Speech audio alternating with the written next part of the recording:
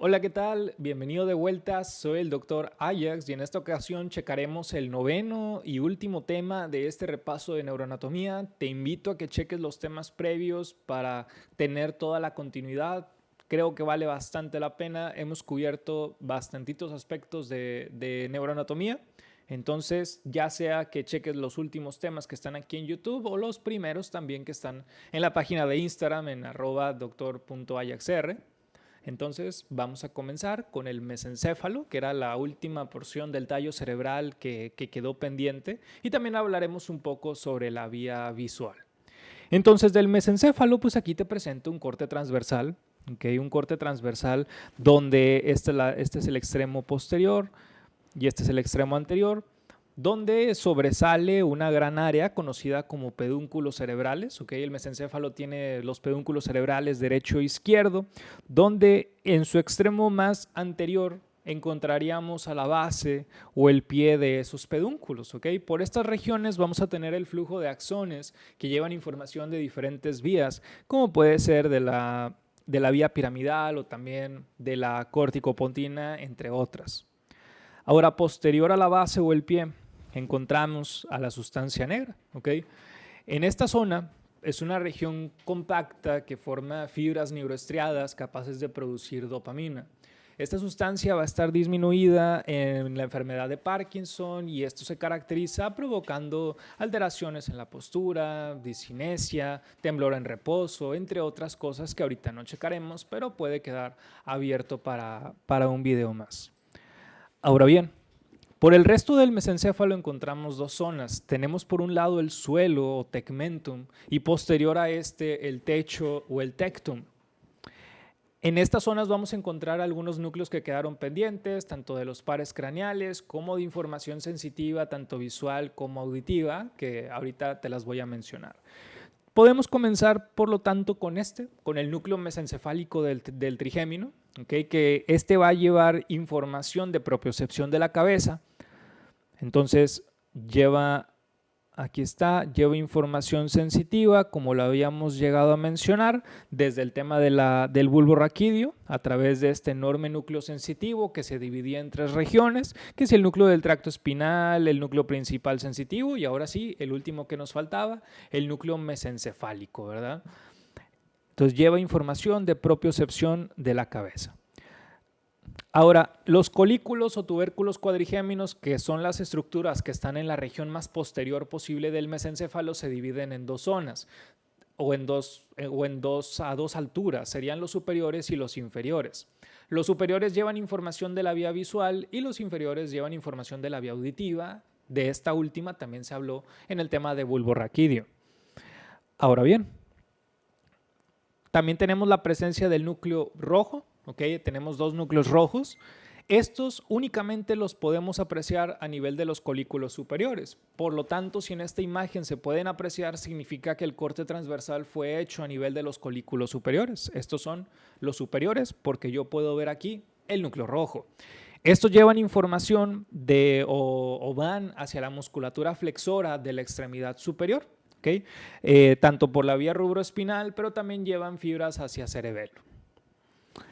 Y por último, podemos mencionar también a núcleos motores del tercer y del cuarto par craneal, ¿verdad? Entonces vamos a hablar primero del más sencillo, que es este de color amarillo, que corresponde al núcleo del cuarto par craneal, también llamado patético o troclear.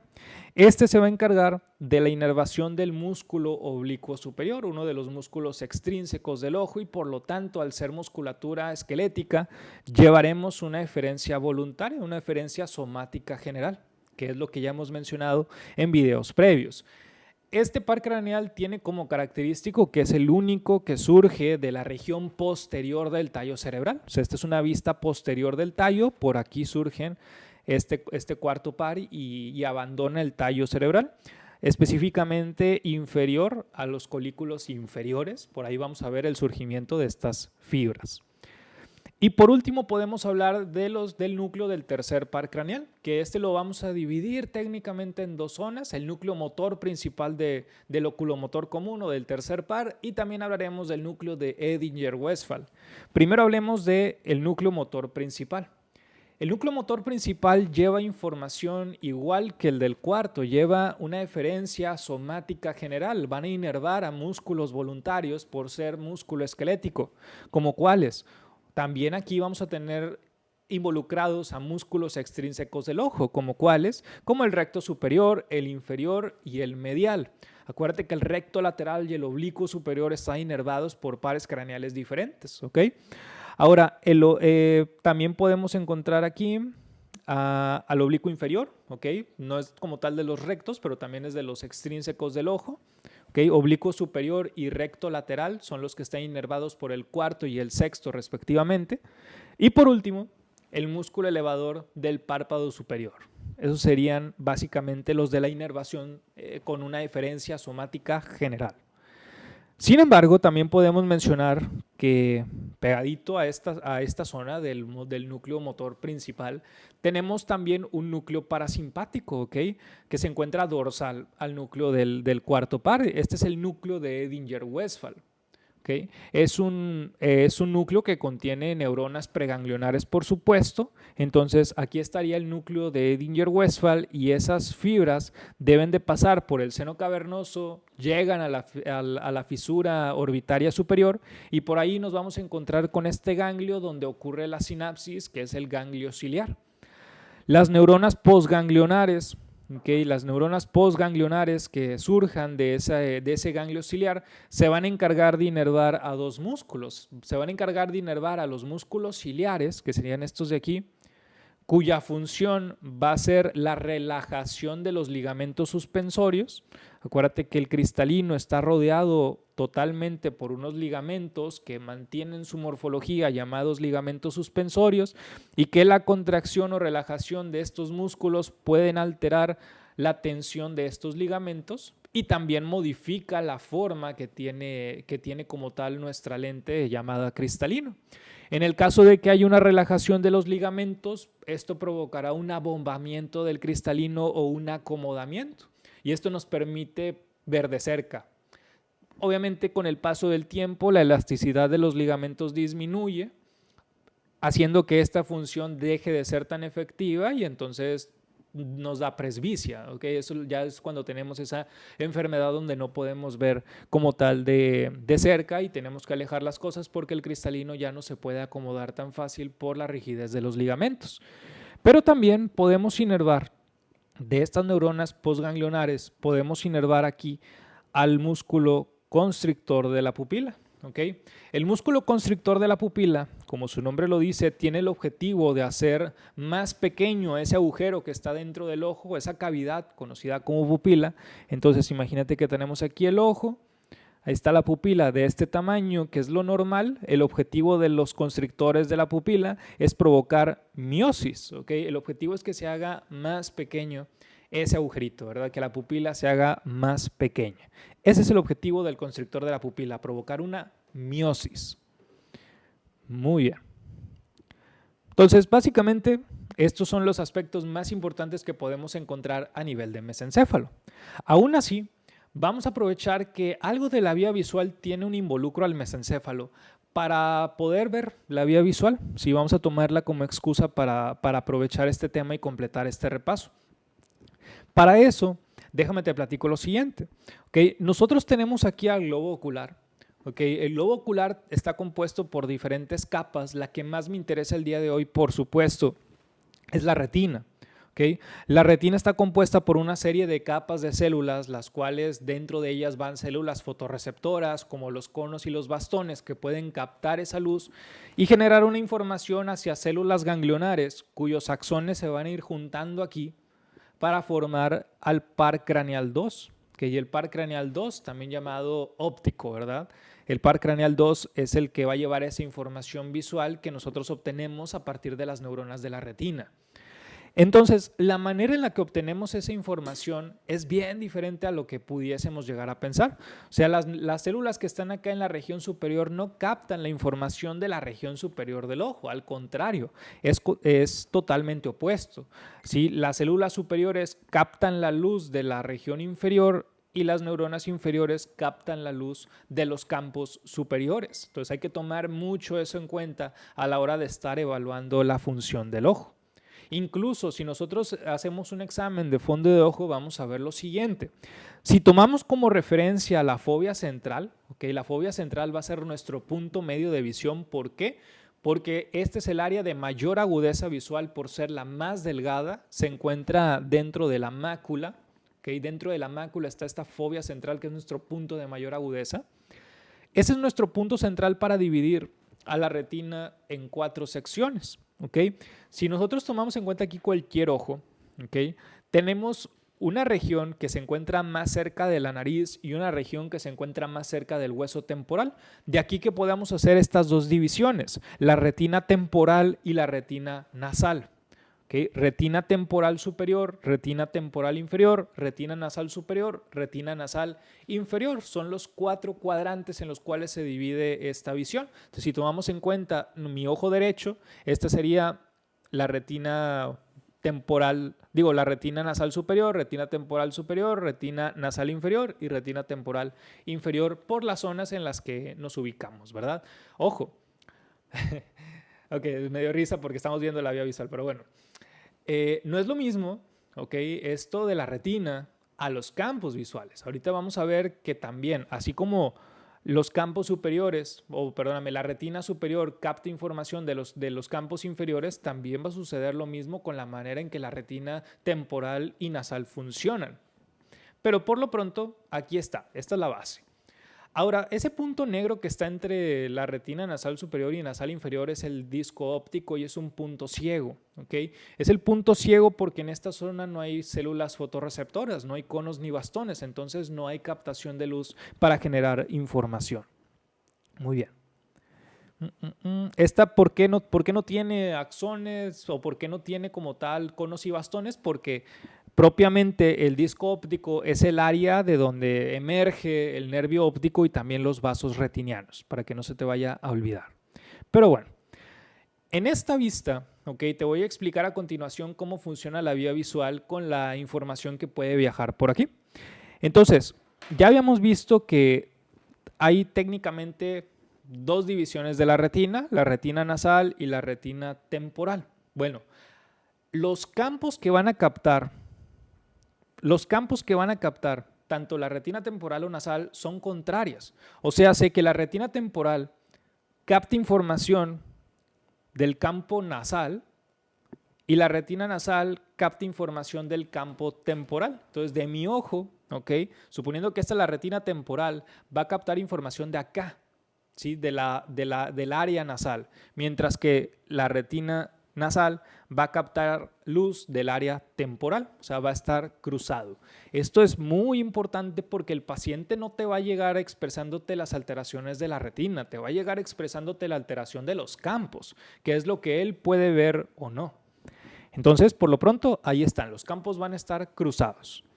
Pero bueno, si continuamos con esta vía, aquí está la retina nasal y temporal, ambos se juntan, ¿ok? Emerge el nervio óptico de ambos lados, entonces por aquí tendremos el nervio óptico izquierdo y el nervio óptico derecho. Y checa lo siguiente, si seguimos avanzando, eventualmente algunas de estas fibras van a tender a cruzarse hacia el sitio opuesto. Y mucha atención a lo que me regala la imagen, porque observa que la retina temporal no sufre nada de estos cambios. En ningún momento tiene un cruzamiento, en ningún momento. Sin embargo, la retina nasal sí que lo hace, sí que se va a cruzar, ¿ok? Y por lo tanto la información quedará invertida, ¿ok? Quedará invertida.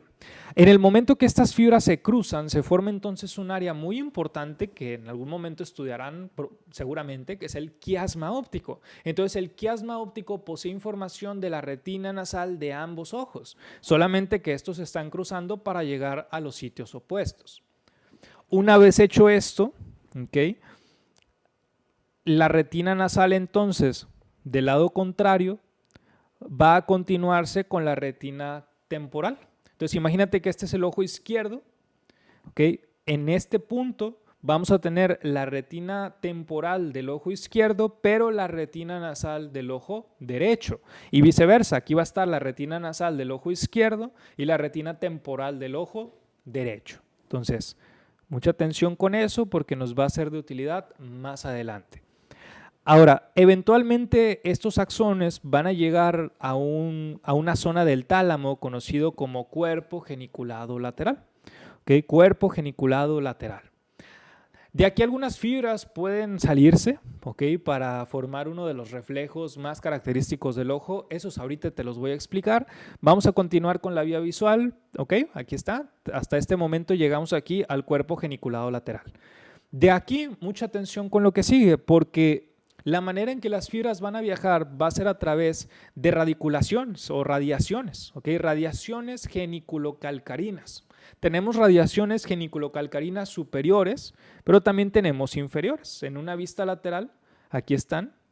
Esa va a ser, una vez pasado el cuerpo geniculado lateral, las fibras viajan por radiaciones geniculocalcarinas superiores o inferiores, con el objetivo en común de llegar al lóbulo occipital. ¿Okay? Las radiaciones geniculocalcarinas superiores van a viajar a través del lóbulo parietal, mientras que las inferiores viajan por el lóbulo temporal.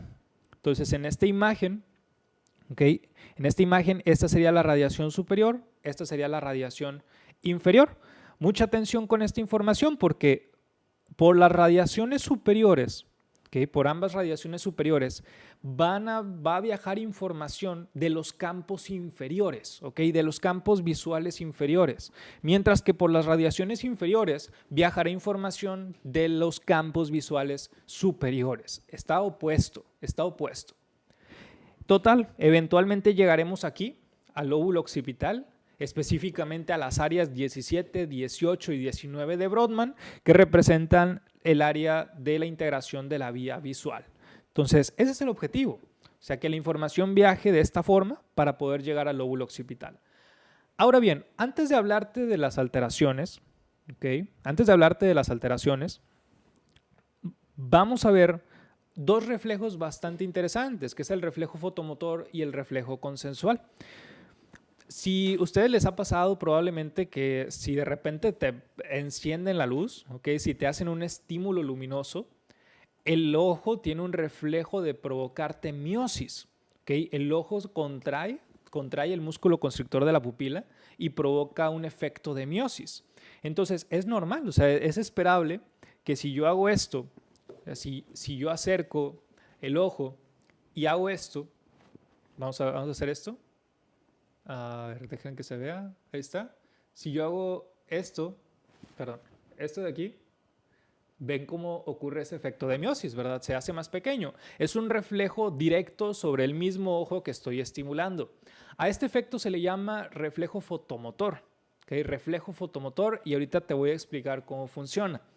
Pero también surge otro efecto, ¿okay? Ahora vamos a hacer lo siguiente. A ver, están viendo mi ojo izquierdo por aquí. No voy a estimular el ojo izquierdo, voy a estimular el ojo derecho. Y al estimular el ojo derecho, deben de ver que mi ojo izquierdo también está sufriendo ese efecto de miosis. A eso se le llama reflejo consensual, ¿okay? Donde no necesariamente tengo que estar estimulando al mismo ojo para generar ese reflejo de contracción. ¿Esto por qué ocurre? Bueno, esto ocurre por lo siguiente. Cuando nosotros llevábamos aquí la vía visual y hablábamos de cómo se cruzaban las fibras de la retina nasal para formar a los llamados tractos ópticos, que me faltó mencionar, tengo un tracto óptico derecho y tracto óptico izquierdo que llevan, ya quedamos, información temporal ipsilateral, pero nasal contralateral. En este punto algunas fibras pueden dirigirse hacia el área de los colículos, pero harán contacto o sinapsis con los núcleos importantes de estos reflejos llamados núcleos pretectales. ¿Okay? En este caso vamos a hablar del núcleo pretectal izquierdo. ¿Okay? Ese núcleo pretectal tiene la capacidad de llevar axones para hacer sinapsis con nada más y nada menos que el núcleo de Edinger-Westphal, el que acabamos de mencionar. Y si tú recuerdas, el objetivo de ese núcleo era llevar está compuesto por neuronas preganglionares que van a hacer sinapsis en el ganglio ciliar, y una vez ahí las neuronas postganglionares van a inervar a los músculos constrictores de la pupila, ¿sí? A los músculos constrictores de la pupila, llevando una eferencia visceral general. ¿ok? Acuérdate que esa es la manera en que funciona la información parasimpática, o así es como se describe cuando llevan información parasimpática, eferencia visceral general. Entonces, tiene sentido, porque si yo estoy estimulando entonces al ojo izquierdo, ¿ok?, las fibras van a llegar al núcleo pretectal, pasan al núcleo de Inger-Westphal ipsilateral y provocan una contracción de la pupila, provocan una miosis del mismo lado. Pero también da igual que sea de este lado, porque también hay los axones que salen del núcleo pretectal pueden irse hacia la derecha también para provocar una miosis del ojo contrario. Entonces, una cosa va a ser el reflejo fotomotor y el otro explica el reflejo consensual. Entonces, fotomotor y consensual. Ahora bien, ¿puede alterarse alguna zona de todo este trayecto de la vía visual? Por supuesto que sí. Y las manifestaciones que vamos a ver sobre el paciente, por supuesto que van a variar dependiendo del sitio de la lesión. Entonces, por ejemplo, ¿qué pasaría si yo lesiono esta zona? ¿Qué pasa si yo lesiono el nervio óptico derecho? Aquí vamos a tener una interrupción total de la información de la temporal y nasal derecha, ¿estamos de acuerdo?